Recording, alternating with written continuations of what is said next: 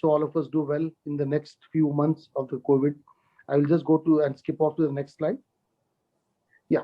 So basically, if you look, I'm going to just tell what Dr. T. Raja in his whole panel, what was the brief it came out to be. I could be missing something which Dr. Purvish sir and Amish can always come and correct me.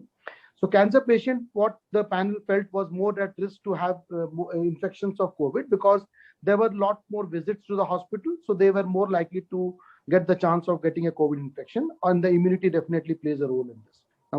Next slide, next one.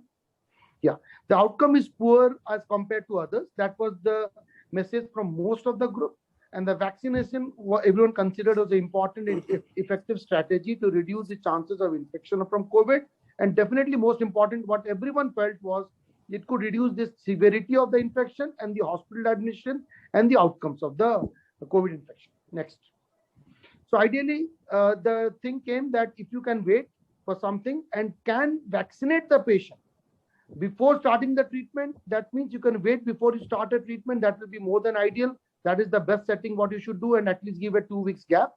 Cancer patients on active treatment, what people felt was after the recovery of the neutropenic phase, the 3rd week, and that should be at least a gap of 24 hours before between the chemotherapy and the vaccination. Next. Yeah, patients with lymphocyte depleting therapy, they have to wait till the lymphocyte counts improve beyond 1000 per cubic mm. That is the most of the recommendation across the world. That's what the panel felt. Next. Yeah, on rituximab, ideally vaccinate 14 days before the therapy. Wait, if not, then wait for 6 months post the treatment, or at least a month from therapy was also a thing which the panel felt during the discussion. Next. In acute leukemia, if you can go through the acute leukemia thing, please do not delay the induction. Avoid during intensive therapy. And for stem cell transplants, wait for 3 months from the transplant. Next. Pediatric population, very important discussion. Do not stop the other things. Let the other vaccinations happen on schedule, and you can still vaccinate the people whenever it is approved for the COVID-19.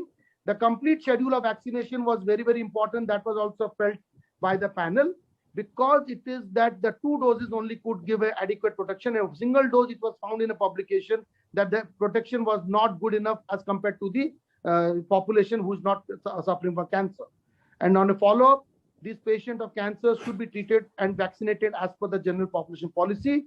The last thing which I have not put forward is that patients who have had a COVID infection post 1 dose of vaccination, the vaccination of the 2nd dose could be given on schedule. At least 14 days from the recovery is what it was felt. The last point is that there was a discussion because antibody levels were there till 2 to 3 months. We could also probably delay that, but that is based on the one-to-one discussion. So thank you, sir. And now we can go forward. Thank you very much. We now move on to the next part, and that is on convalescent plasma therapy. Can we go to the next slide, please? We have a galaxy of esteemed faculty for this panel. Dr. Ajay Bafna, medical oncologist from Jaipur, Dr. Senthil Rajappa, medical oncologist from Hyderabad, so also M. Vamshi Krishna, Dr. Vivek Agarwal, who is from Kolkata, Prashant Mehta, medical oncologist from Delhi, Tanvi Sood, medical oncologist from Bangalore, and Shruti Kate, medical oncologist from Nashik. Next slide, please. So, first of all, convalescent plasma therapy is not new. It dates back almost 100 years, and we are going to miss Virat Kohli's century as well because IPL is frozen for the time being. Next slide. And I'm sure all of us know exactly what convalescent plasma therapy involves. Next slide. So I'll start with Tanvi Sood.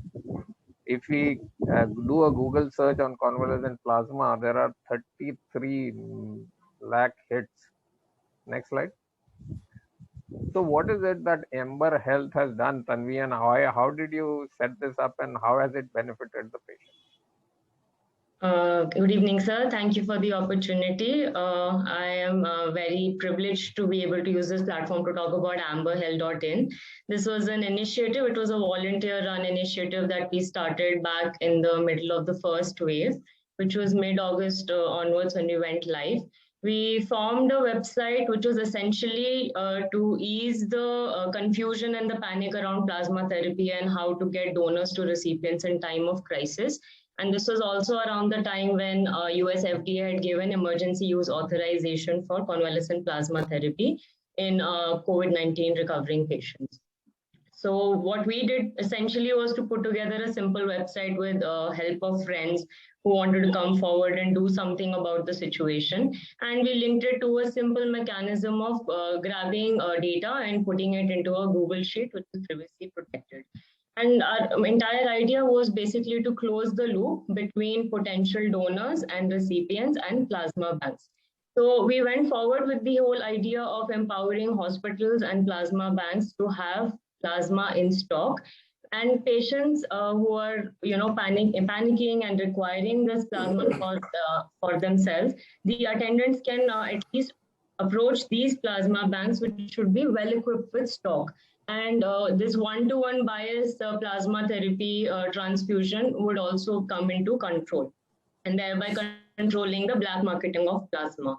So to allay the anxiety of these attendants and families, and also to empower plasma banks, and also to create awareness around plasma donation, and to be able to help these donors, which are also people who've recovered from COVID-19, which in itself can be very traumatic to go through, even if it is a mild disease. So we entered the scenario where we set up this website. We used the power of social media, reached out to our common circles, and encouraged people to come forward and register.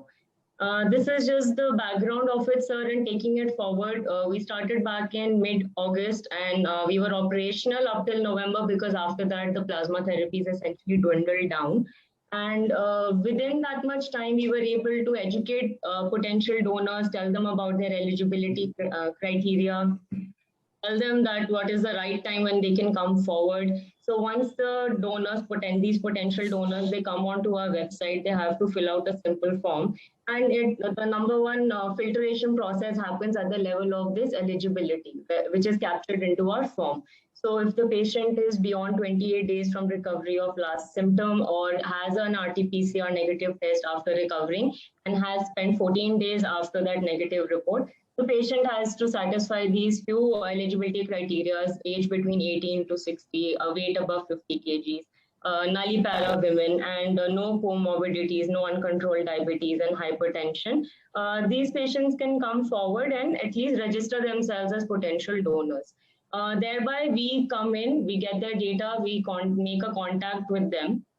So consent is captured within our website already, that they consent to be donors in two ways. We can connect them to plasma banks directly, or we can connect them to recipients who urgently require plasma, because plasma banks are still not adequately equipped to work this in just a single method.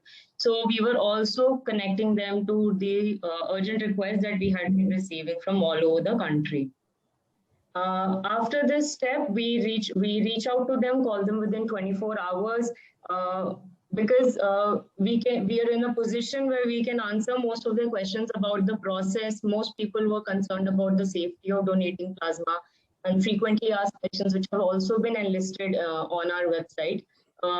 What usually commonly they fear about, that is, would my own immunity go down, or would it make me weak during the process? Is my blood drawn away? Is it safe for me to still come to the hospital and undergo this process? So once we are able to tell them that how long the duration is for, about 2.5 hours, including the antibody titer testing, and then explaining to them it's possible that maybe your antibody titers might be low, but it is a mandatory step that cannot be skipped. So they have to come to the donor centers where we'll test for their antibodies, which is free of charge. A lot of them would ask this question: is there any payment involved? A lot of people were curious about is the hospital charging the patient? Is this absolutely free? So these are all bunch of questions that we've dealt with while dealing with the potential donors. And after answering to the best of our abilities, and even looping in the potential plasma banks, putting them directly in touch with the transfusion officers, we were able to create a data set of about 24 units finally, 24 units in conversion. So up till date, we've had about 63 donors who've registered. And after eligibility criteria and filtering, we've been able to successfully facilitate around 70 transfusions at an individual level. But we've also collaborated with the Pan-India team, which now is a healthy team of 7 teams Pan-India. And we've been able to facilitate over 500 plasma donations. Wonderful. I read in the newspaper that Bhumi Pednekar is also supporting this initiative of plasma donation. So that's good. We have Vivek Agarwal, who actually was a volunteer for plasma donation. Vivek, can you walk us through your thought process and experience, please? For the opportunity, sir. I had just recovered from COVID, and there was definitely this uproar going on regarding this plasma therapy being working. So, I had expressed the desire to sort of donate plasma if there was any patient or anybody requiring. And as Tanvi and me, we are connected through social media. So Tanvi, approached me directly that, sir, why don't you register in this amberhealth.in? And she sent me over a form. I registered to be a plasma donor, and I had actually done my own antibody levels, which was found to be good, and I had a COVID negative report and all that. So I had to upload those reports. And then within a few days, she contacted me that there is a potential patient who requires plasma. And the only job that they did was to connect me with that patient. And that is how they facilitated. The patient was at a hospital in Kolkata itself. So, the patient party itself facilitated the plasma donation by informing their blood bank. And I got a call from the blood bank. And as per my own suitable time, I visited the blood bank in that center, and within 2-3 hours it was just like a blood donation. I just donated the plasma, and I joined my duties back on the same day after the after the plasma donation. So it was a very seamless experience without any problems, and was a good experience of helping somebody, sir. Right, excellent. Senthil, may I ask you to answer this? Dr. R.N. Tagore has said, why only nulliparous females are allowed to donate the plasma? The Any reason, thoughts? I think the reason is that they may have some RH incompatibility. As we all know, if you recollect our physiology, there is some amount of blood that gets transferred back through the umbilical cord and placenta into the maternal circulation. So if there was an ABO incompatibility between the child and the mother at the time of pregnancy, because of this backflow into the mother, there is a possibility that she also has antibodies to other blood group antigens. So if generally what is done in plasma, and please correct me if I'm wrong, is that you need to be ABO compatible to donate a plasma. So if somebody is multiparous, then there is a possibility that they are actually carrying some other antibodies which might, act on the RBCs of the recipient and cause hemolysis. So that's the reason why typically multiparous women are not the ideal donors, but in emergencies they are allowed to do. So typically not, but it's not an absolute contraindication. Thank you. Senthil, have you used convalescent plasma in any of your patients? Not in this wave, sir. In the previous wave, we did use, but of course, all of us were very poorly educated about what it is, how to use it, and so on and so forth. So it was more in desperation. This time, we're a little more educated about when and what. So far, we haven't. Okay. Shruti, what about you? Have you used it in your patients, either in the first or the second wave? Shruti Kate. Okay, Vamsi, what about you? Sir, our hospital has been using, sir. To be honest, I have not actually treated any patient directly under my supervision. A lot of my patients were treated under pulmonologists and others. We did use it in the first wave. This wave, most of our pulmonologists and medicine, again, with all the data that has come out, have kind of lost a lot of fascination for doing plasma for everyone. So we are not using it as frequently as we were in the first wave. Ajay Bafna, what about you? Sir, we are not actually a dedicated COVID hospital in Jaipur. The SMS Medical College is a dedicated COVID hospital in RUHS in the Jaipur. So in the first wave, actually, they came very heavily, to use the convalescent plasma. But the tempo has definitely gone down in the second. Right. So I think one of the reasons why tempo has gone down is shown on the slides. That I will go through three publications which show that there is not very much good evidence about the value. This was in very early part, that is February to April 2020, and this was from Wuhan. Next slide. Then there was this publication in JAMA in 2020, which was a randomized clinical trial, and they showed no difference in 28-day mortality. But the important thing is that they were not able to enroll all the patients that they intended to enroll. Next slide. And so also this NEJM article that showed that 228 patients were assigned to receive convalescent plasma and 105 to receive placebo. And the overall mortality was not significant between the two. Next slide. But then this was in January 21, and it says that US FDA in August allowed emergency use authorization outside a clinical trial for convalescent plasma therapy. And I think this was an important decision. Next slide. And this is the effect of that decision. The vertical dark line represents the date when the emergency use authorization was permitted by US FDA. The dotted line represents the number of convalescent plasma units dispensed by the various blood banks in United States. And the bottom solid line represents the number of COVID-19 patients in USA. And the question that this article asked, and this article is in preprint, it is on Medi RXIV. It says, did convalescent plasma therapy hesitancy actually cost lives? And I think this is a very important article. The reason for this is what will be shown in the subsequent slides, and the positive cases. Now we know, as Senthil mentioned, how to better make use of CPT. Next slide. So this is saying that in a large cohort of patients, there is decreased mortality if the COVID-19 patients are receiving CPT early and a high titer. And I think a lot of questions on the chat was how high a titer is required. So any of you, please tell me, would you think that a titer is important before deciding whether to accept a donor for CPT? Vamshi, Senthil? Yes, absolutely, sir. I think Dr. Tanvi is unmuted her. She must be having more experience with this. My knowledge is theoretical. She seems to have worked a lot in this area, so she deserves to answer. Dr. Tanvi.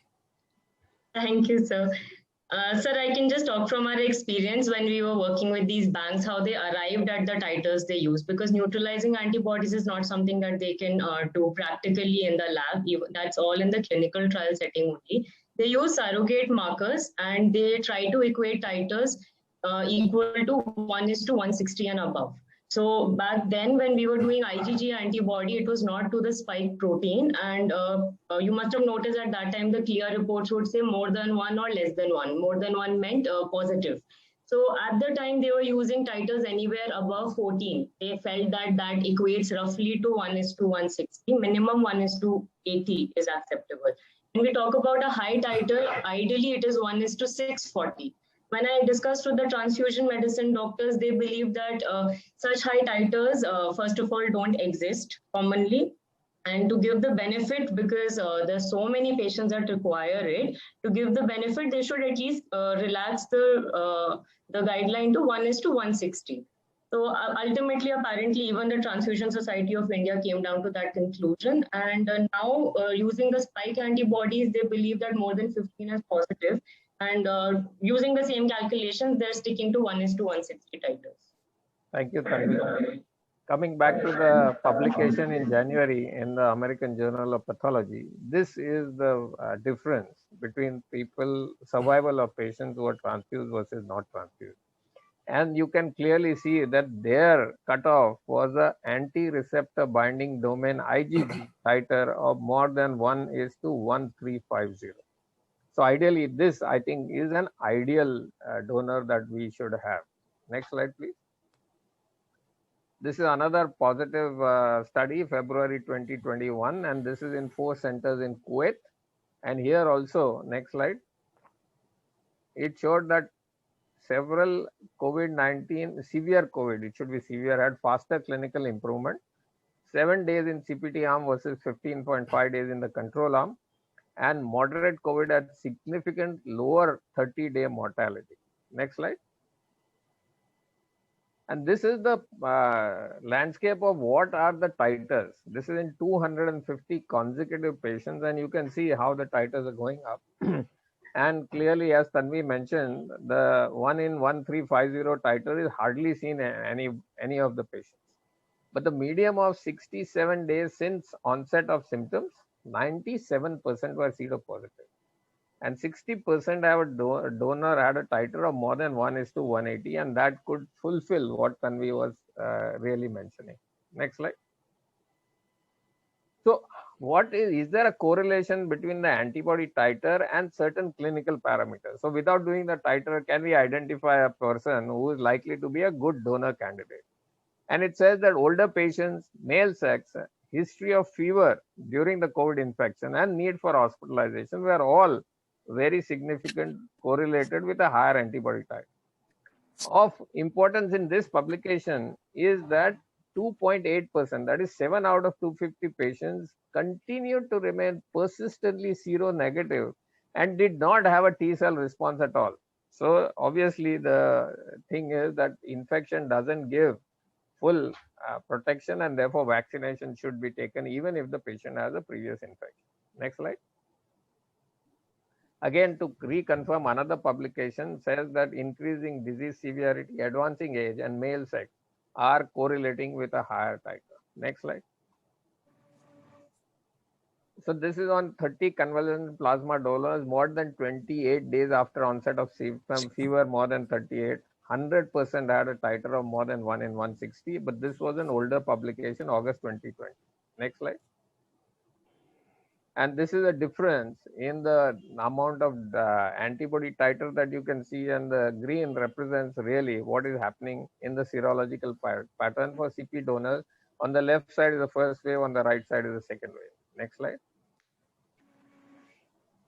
Now this is an interesting case, and this is just for to show you the other side of the story. This was a 9-month-old girl with acute myelomonocytic leukemia, had undergone a haploidentical hematopoietic stem cell transplant. On day 99, asymptomatic RT-PCR COVID positive. By day 144, she had bilateral pneumonia affecting 60% of the lung.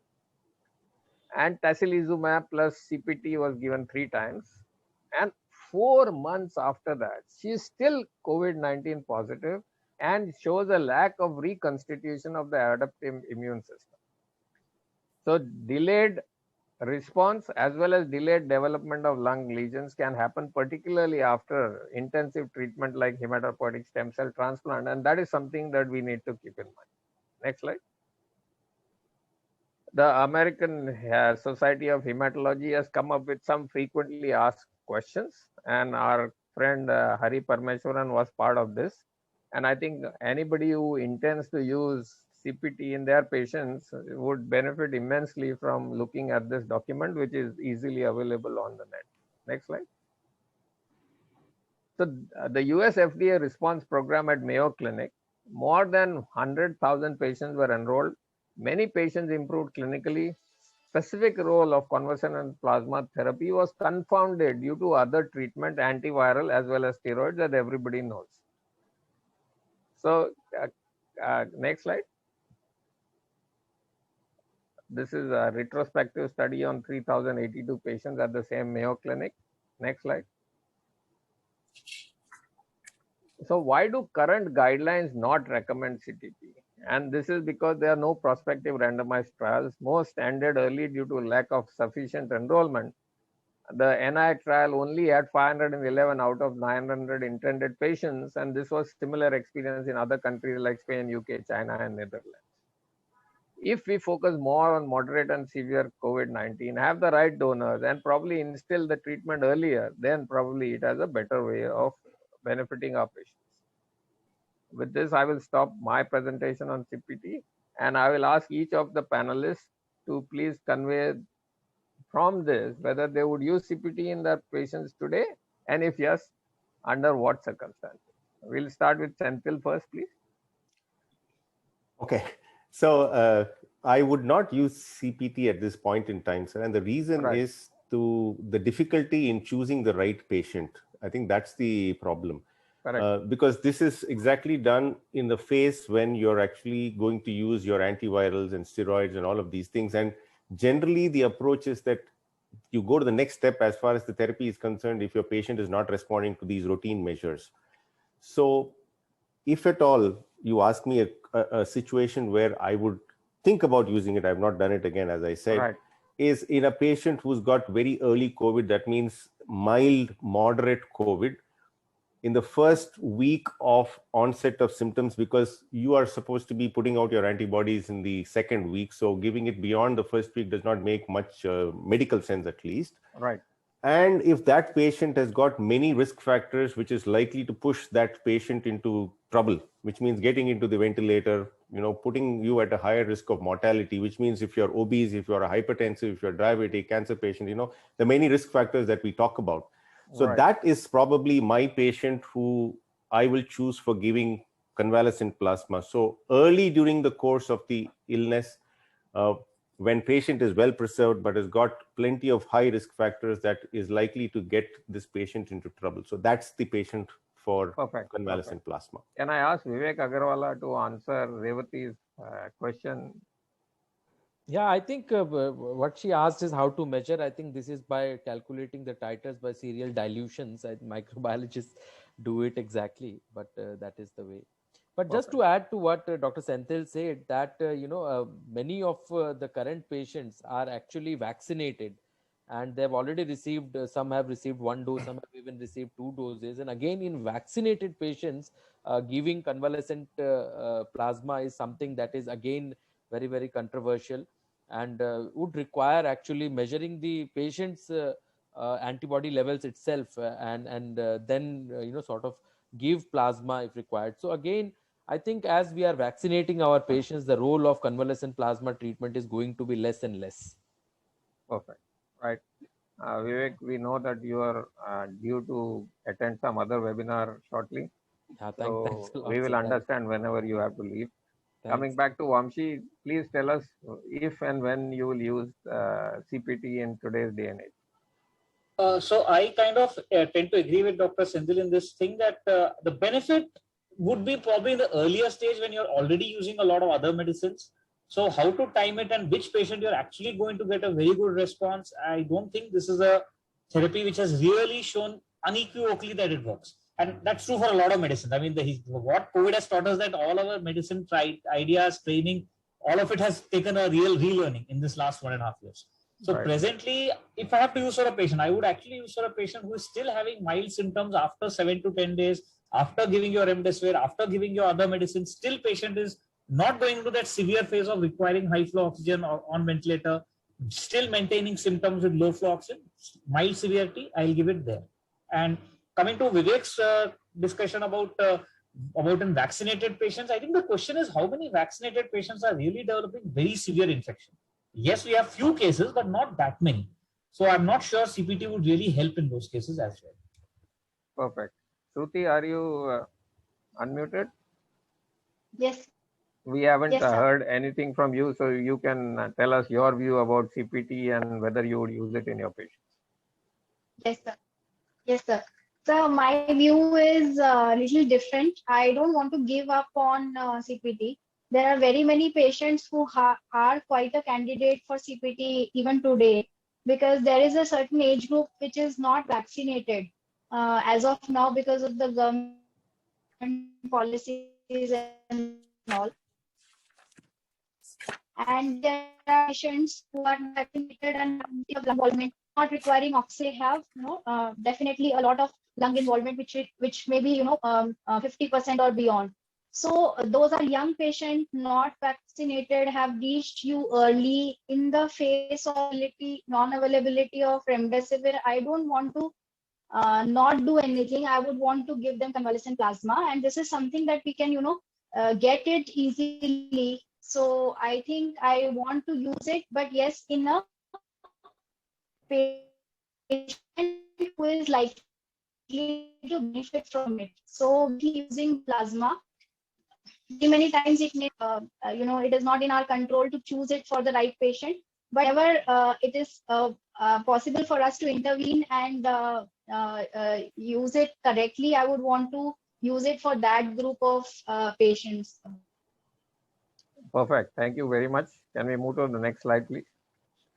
So I have taken my part of the time allotted to me, and we will move to the next part of today's webinar, and that is bevacizumab for COVID. Amish Vora is going to moderate that. Next slide. And we will have the same panelists, except that Vivek Agarwal will not be available because he has a previous commitment. Over to you, Amish. Thank you, sir. Thank you, all the panelists. Amazing, wonderful discussion about convalescent plasma. And before I start my take, same as Shruti, would not give up on plasma till we have further data on that. We have very little, lot of lives are being lost, and we have to check anything and everything which is helpful to these patients.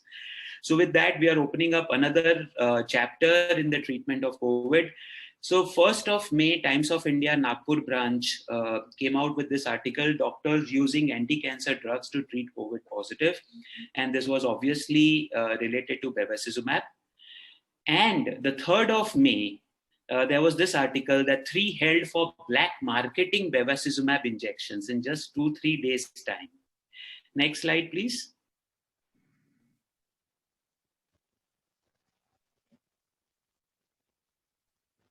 Just give me a moment. I'll just share the screen. No problem. No problem. So I know the next slide, Senthil and Ajay sir. Yeah. Senthil, you one day morning on 4th of May, you wake up and you see both these newspaper articles, and you have no clue about bevacizumab being used in COVID-19. What would be your first thought? Because every day WhatsApp is flooded with such type of things. So what would be your first thought? And then Ajay sir. I would first go and check if there is a role for bevacizumab at all. Is there any literature, however small that might be? So that is exactly what I did when I saw all this in the newspapers and in the Google University. And then to my surprise, I found that there was something, and I'm sure you will discuss about it as you go by. So that's what I would do. So, but the moment marketeering, black marketeering, people are caught, Ajay sir, Yeah. that give you a ray of hope that there must be something, and that's why bevacizumab suddenly is off the market, or it is like hydroxychloroquine, the frenzy was there in the beginning of first wave? I don't know from where actually this idea of giving bevacizumab was there at all in the COVID management, because one thing we need to understand that the COVID causes the cytokine storm, not the VEGF storm.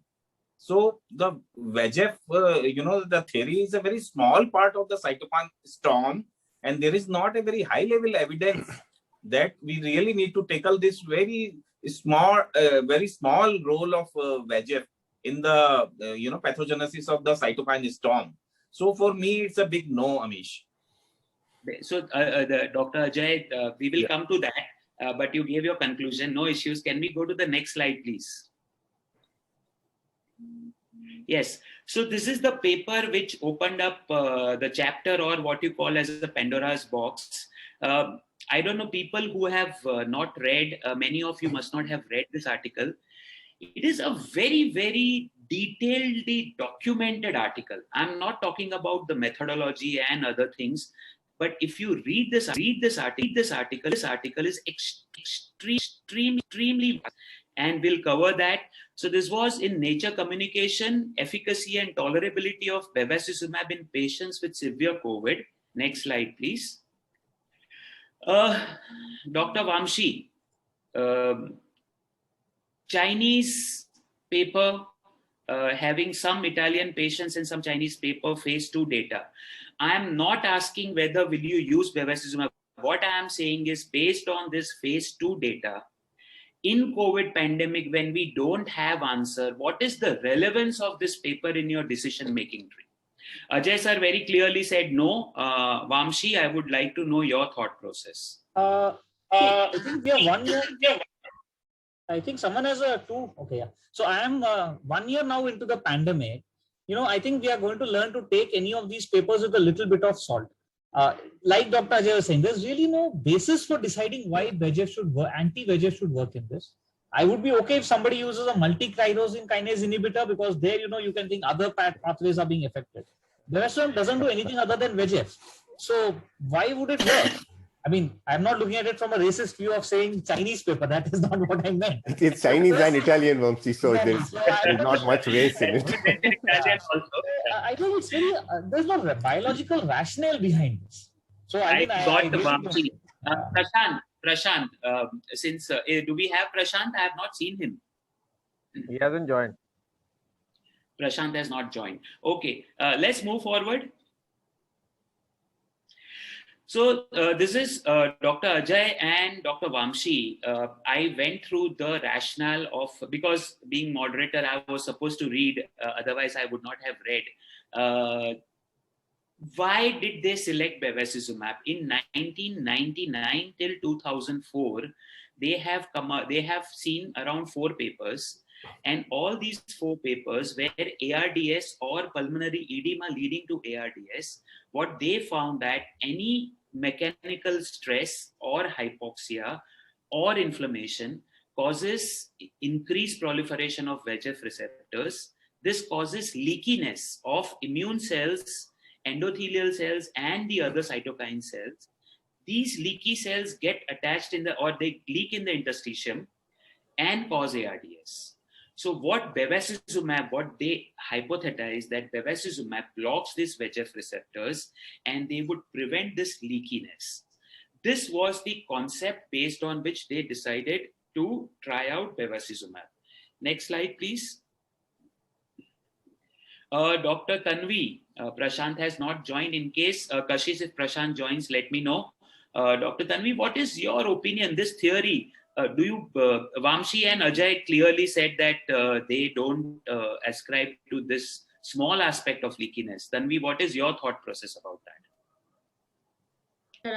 Theoretically speaking, strictly, I would be of the same opinion, because up till now, whatever we know about the inflammatory phase of COVID, it's all due to a cytokine storm where immune modulatory agents have been used. We're yet to see if any anti-VEGF action can give us help in regards to ARDS and what you spoke about the leakiness and causing pulmonary edema. If that really helps in oxygenation, we're yet to see that, but I wouldn't jump on it immediately tomorrow.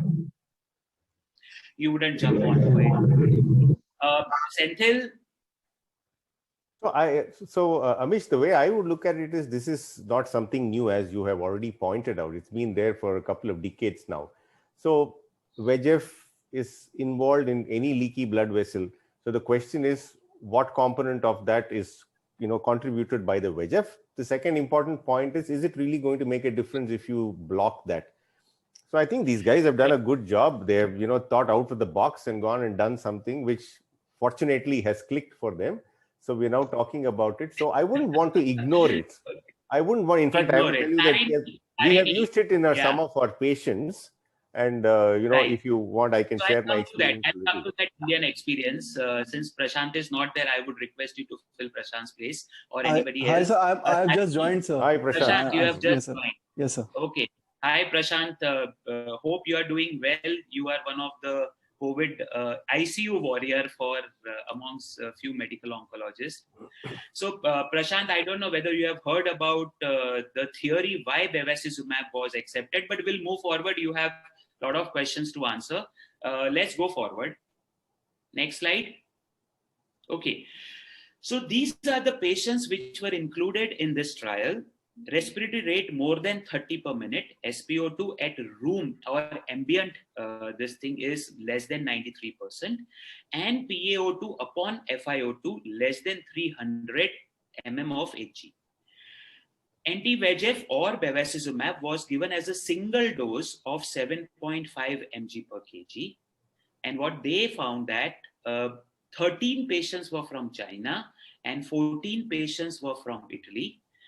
Median age was 62 years. And of course, 77% were males, because they found, we all see that more males enter into ICU.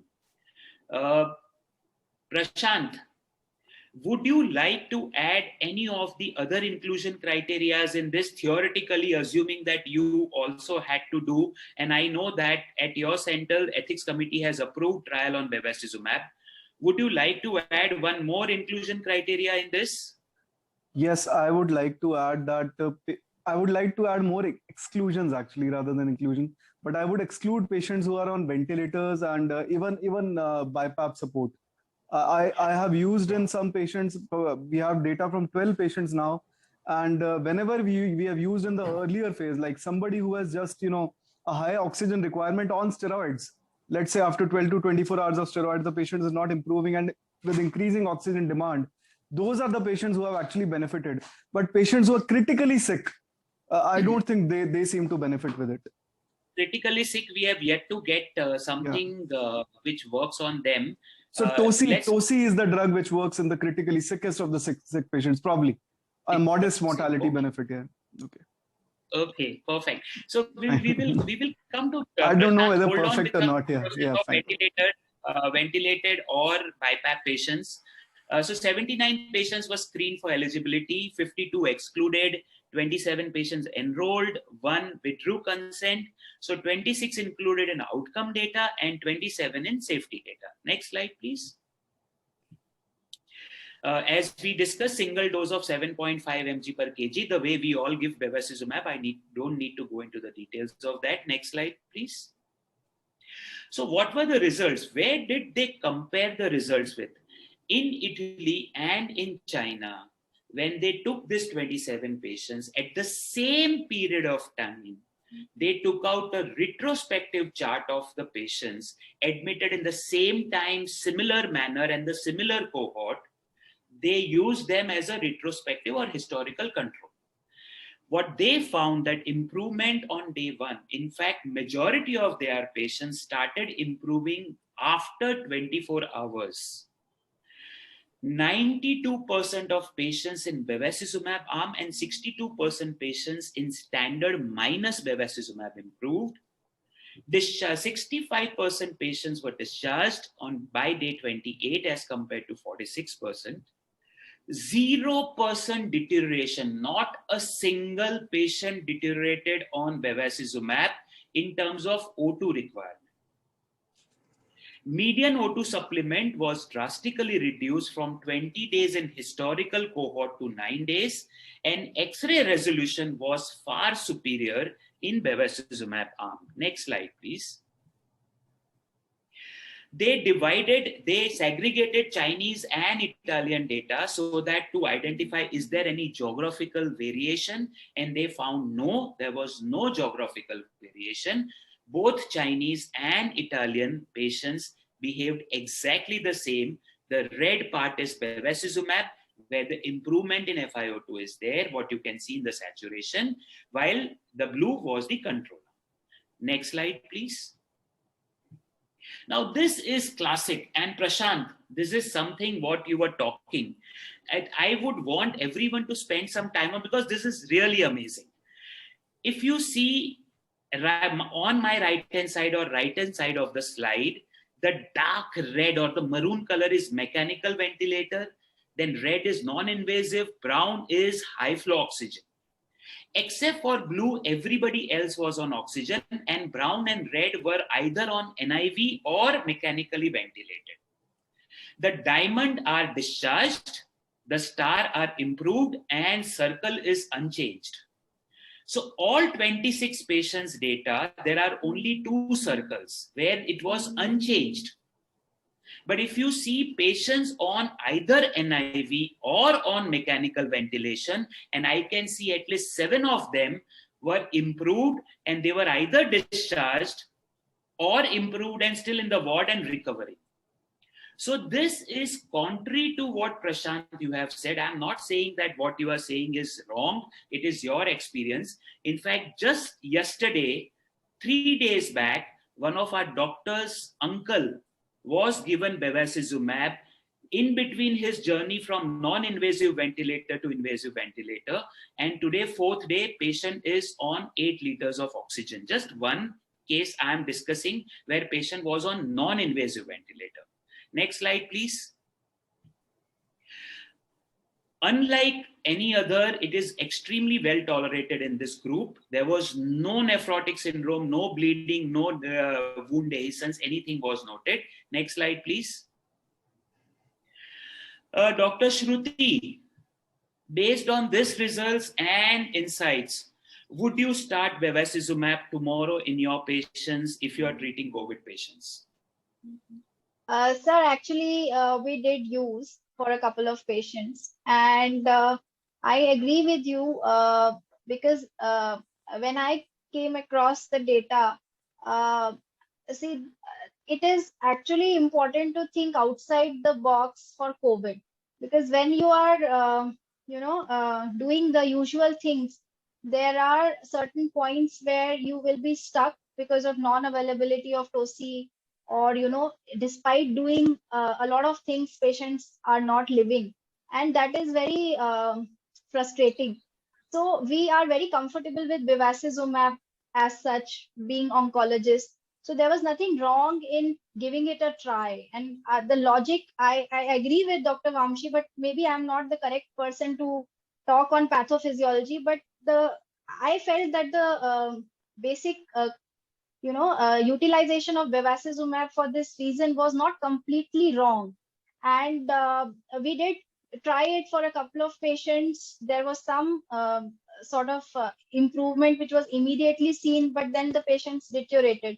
But I'll again say I'm not a very correct person to give the results No, Dr. of Shruti, bevacizumab. you're a very correct person. You have given your insight of your personal experience. So, sir, can I add one comment, please? Sir? Prashant, just 1 minute. I'm Okay, coming. sir. Next slide is all yours. Dr. Shruti, I think real experience is very good. We all have had experience of using bevacizumab. So the answer is that you have already started using bevacizumab based on this paper. That is what I wanted to do. Next slide.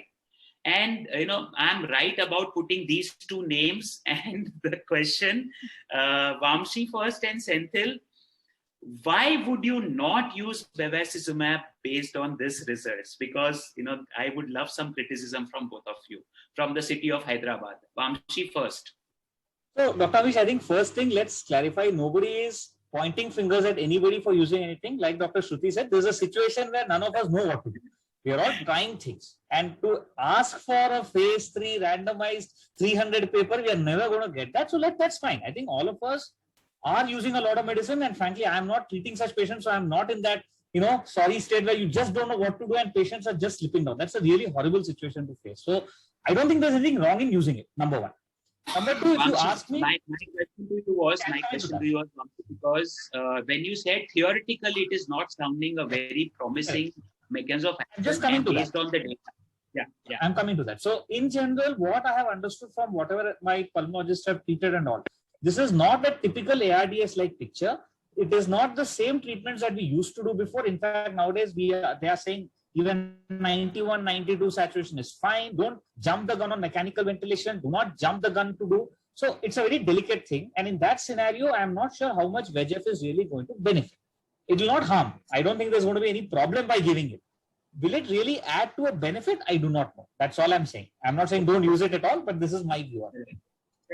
Senthil, what is your thought process? Why would you not start bevacizumab based on this results? I've already started, Amish. So that's the simple answer to your question. So I think COVID is a typical, scenario where we have now started practicing desperation medicine. We have 6 types of medicine. You can add desperation medicine to that.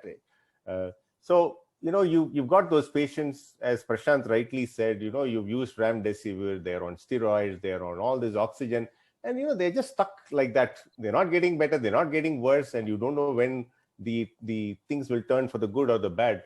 So we've used bevacizumab now on 6 or 7 patients. This is in the past 1 week. And we've seen that a couple of patients have had dramatic recovery, right? And the others, as was pointed out in the paper, have not worsened, nor haven't they gotten better. So I don't want to call my experience a big experience, but we have seen that it works because there were no other additional interventions that were done during this period for these patients, nothing that we can attribute that improvement to. So I think there is some substance in what the Chinese and the Italians are actually saying.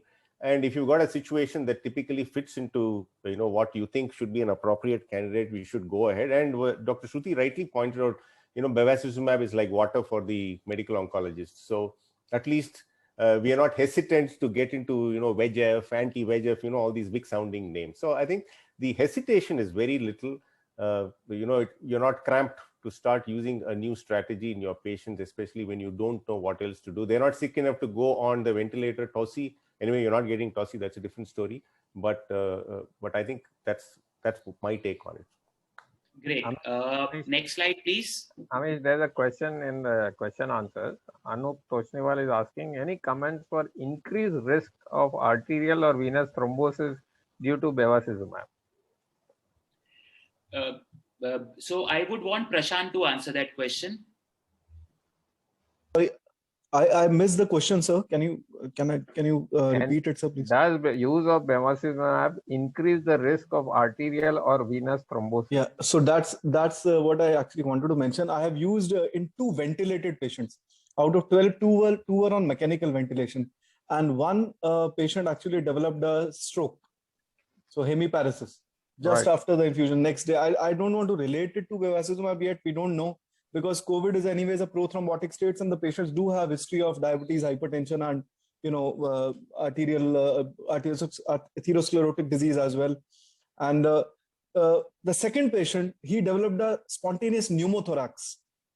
So these 2 events have happened in the critically sick, very critically sick. That's why our critical care team and we got a little concerned about this. But right now we have zeroed in on the inclusion and exclusion criteria. And we have discussed that probably for the time being, the ventilated patients, we probably might keep out of the study. But it is not final yet.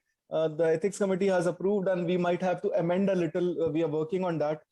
So let's see but it's a phase 2 study. It's a single arm study.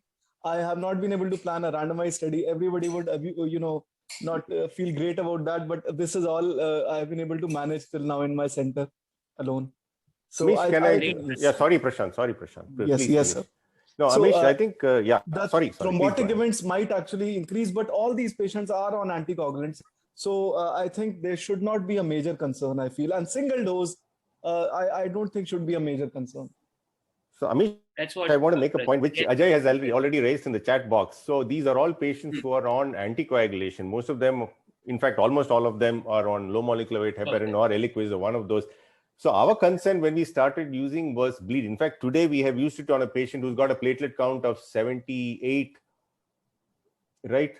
And, this platelet count keeps fluctuating because this lady is a patient with colon cancer who's had her chemotherapy and is now stuck with us with COVID. She went home and came back sick after remdesivir. So after a lot of discussion in the team, we decided to still go ahead, take that risk, because this lady who's 28 is just stuck like this on high flow oxygen for the past 1 week. We have just been helpless. We've not been able to do anything. So we did talk to the husband. We told him, look, we are doing low molecular weight heparin one day. We're not doing it the other day, depending upon the platelet count. Now we are planning to use bevacizumab. The chance of a bleed is also there, leaving the thrombosis on one side because COVID itself is pro-thrombotic. So I think you need to be careful, like when you start on any drug in a new indication, all these confounding issues and troublesome issues are likely to pop up. But I think we need to use a little bit of our knowledge with the use of bevacizumab, our experience, plus minus the wisdom that you need to use before you choose your patient for bevacizumab. So Senthil, did you use bevacizumab on that patient finally? Yes, we have given it today because she was just stuck and she was not getting better. She was not worsening. So maybe we did. 6th of May, 6th of May, you can put in a word. How is she doing? Sure. I'm just like hoping that she will sit up. She's got now 12 or 13 liters of oxygen going on for the past few. She will come out, Senthil. With so much of discussion around that, if you stick to your patient somewhere, Thanks, Amish. I hope she will. Shruti, I'll come to you later. Ajay sir has been very strong and categorical about bevacizumab. What is your opinion after this so much of discussion, or would you still use tocilizumab if easily available? Whether we can really compare these two molecules, tocilizumab versus bevacizumab, because the pathway on which they act are totally different. And on the one side, we have tocilizumab, which has a very high level of evidence in the published literature. And on the other side, we have a bevacizumab, which has a very low level of evidence in the published literature. So for me, if the tocilizumab is not available, then I may think of using the bevacizumab after taking a proper consent and after explaining the patient and patient's relatives that the actual drug, if it is not available, so we are using it in place of tocilizumab. That will be, my take on for this. That would be your take. Next slide, please. We are running short of time, so I would say that we are not the only one, or Italian and Chinese was not the only one who published this data. So it's a very nice article from Bangladesh. Extraordinary survival benefits. Of course, this is something because I think they were very, very happy with the outcome of the immune modulators. Next slide, please. What they used is so the standard remdesivir and all other antivirals, when they failed, they counseled patients either for tocilizumab or bevacizumab or tocilizumab plus bevacizumab. So I want you people to look at the fourth row, that is bevacizumab. Out of 199 patients who actually used immune modulators, in them, 25 used only bevacizumab and 23 out of 25 were discharged. That is 92% was their success rate. Exact same figure as that of Chinese and Italian data. Exact same figure. Of course, the numbers are too small and this is absolutely coincidental. But if you see, tocilizumab was 72% patients who responded to tocilizumab in single dose. Yes, Senthil, you were saying something in the chat box. I'll just come to you. So based on this Bangladesh data of 25 patients and based on this thing. Now, can I have the next slide, please? Because I think we are running short of time. Prashant has already given his own experience. Tarini, you also have some experience of bevacizumab, and then I can go to Senthil for his chat this point. Tarini, are you there? Amish, can you also take the question from panelist, not a panelist, but an attendee, Dr. Ajay? He's saying, should we use low molecular weight heparin along with Bev? So we did answer. Sir, we answered that question because almost every patient would be on LMWH. So that is something which is answered. I think Tarini is probably will just join us back. So we have 5 patients experience in last 1 week, as Senthil said, in our center, the place where they are working. 4 out of 5 patients have stabilized. 1 is unchanged. So we don't know what will happen to that one. And 2 out of 5 patients have in fact come out and they are just on some supplemental oxygen. So this is our experience. Shruti has given her experience. Any of the other panelists? Yes, Amish, interestingly, we have 6 panelists who together have used at least in 40 patients by my rough estimation in 1 week after coming off Chinese paper. I think you guys just pull up your paper, you'll have like almost 100, 200 patients in the next 1 week. That's really interesting data because, they have published the paper with 25 patients. You're very right. So Lancet, Senthil, Lancet and NEJM of April both have shown that reduction in mortality by using tocilizumab. You were referring to that 2 papers? Senthil, the Lancet one, Amish. So the recovery study, that's what I was referring to.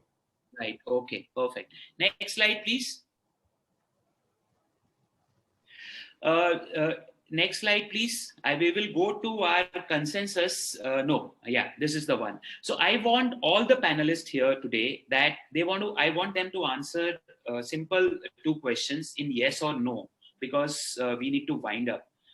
If tocilizumab is freely available and we have the data, large data, where tocilizumab is responsible for reduction in mortality, would you recommend bevacizumab? Yes or no? And if tocilizumab is not available, would you recommend in all moderate to severe COVID patients? Yes or no? We can start from Ajay sir and then go. Yeah, bevacizumab only if tocilizumab is not available. Okay, but if tocilizumab is not available, would you recommend bevacizumab in all Yes. moderate? Yes, you would. Yes, Amish. Okay, Senthil, you are next. So I think the recovery study, at least the one that I have read reasonably well, has got a very specific inclusion criteria, Amish. And if the patient fits into that inclusion criteria and tocilizumab is available, that's what I would use. I'm not too sure Bev would be very effective in the kind of cytokine storm that the recovery study patients have been recruited as. A CRP of more than 75 and somebody with COVID who is on severe COVID at least. So that is what their criteria was. I'm not too sure Bev will work in a situation like that. So if I've got a patient who's typically a recovery patient, then Toci is the drug to go to. But if I can't, or if that patient does not fit in, then we're typically discussing a situation where the patient is on high flow oxygen or probably getting into NIV, stuck there, not getting any better. The inflammatory markers are not that very high. Then I think bevacizumab probably might be a better drug. It might be a cheaper drug than tocilizumab. And if tocilizumab is not available, would you recommend bevacizumab in all inclusion-exclusion criteria of recovery also? No, I'm a little hesitant there, Amish. So I agree with Prashant. They're saying the sickest may not actually respond to anything at all. So I think we should. The very sickest do not respond to anything. That's what I said. Correct. That's what I said. They do not respond to anything. So I think Prashant. you should treat them early. Okay, Prashant. Prashant Mehta is again gone. Vamshi, answers. Would you use if tocilizumab again, I would suggest using tocilizumab if it is available, because the recovery study seems again a rather well-powered study. I think that is kind of quite believable. Not available, again, severe cases, you can use anything. I would hold my judgment. Probably, yes, give bevacizumab. It's only 1 dose. It will not hurt. In the context of what all drugs they are using, it's nothing bad. I don't have too high hopes for it, but let's see. I don't think there's anything wrong in using it. Wrong in using. Dr. Shruti and Dr. Tanvi.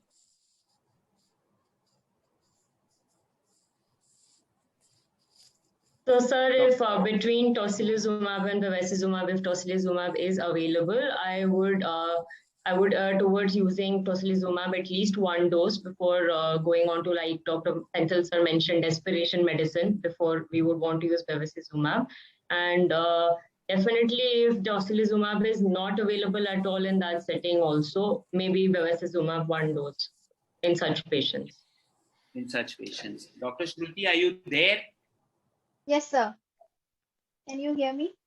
Yes. Yes, no. Yes, sir. When it is freely available, I would want to use when the patient is not showing improvement unless I have something more in hand, which is currently nothing. So that is that. And if it is not available, then I would definitely want to use it. But just one word of caution, because the sentiments of the relatives of these patients are very fierce. And bevacizumab, though we are very comfortable, but at the end of the day, when patient is not there, then it may just turn we did land up in trouble because of that. So despite having an informed consent signed for bevacizumab, there was an issue regarding that. So we always counsel the patient's relatives and take an informed consent about bevacizumab, is it routinely used for, and how it is going to help in this situation, and it may not help. So all those things explained, and then we would want to use it, sir. So great. I think that's a very great answer, Shruti. So last word about to Dr. Parikh sir. Sir, what Dr. Shruti mentioned is very important. And like as Senthil said, if you have tocilizumab freely available and if the patients are fulfilling the criteria of recovery or any other trial which have shown the positivity, can we use bevacizumab in these patients or should we avoid using bevacizumab in these patients? Parikh sir, and then I conclude that. So we are in desperate circumstances and there is no harm in trying to save the patients as long as your mind and heart is clear and as long as you have documented it like Shruti did. I don't think that any court will say that you did something wrong if you have used bevacizumab. No problem at all. Next slide, please. Great, sir. Next slide. Yeah. So this is the agenda for day after tomorrow. And this is very important for all of us because we have the Chest Imaging and Intervention Society guidelines for use of CT scan in COVID-19 patients. We have none other than Dr. Bhavin Jankaria to talk about that. And the panelists will also include other radiologists from Tata Hospital as well as from Ahmedabad. And this will be followed by a panel discussion that is moderated by Dr. Ullas Batra. So I'm sure that all of you will benefit from that. And finally, the last part for the next meeting is steps between diagnosis of moderate COVID and hospital admission. That is going to be moderated by Amish Vora. This is a common situation that many of us are facing. No hospital bed, no oxygen, no ventilator, patient is sick. Now how to handle that? So once again, all of us invite you for the next session, which is Thursday at 7:30 p.m. Thank you very much. Stay safe and over to you. Thank you. Thank you. Thank you.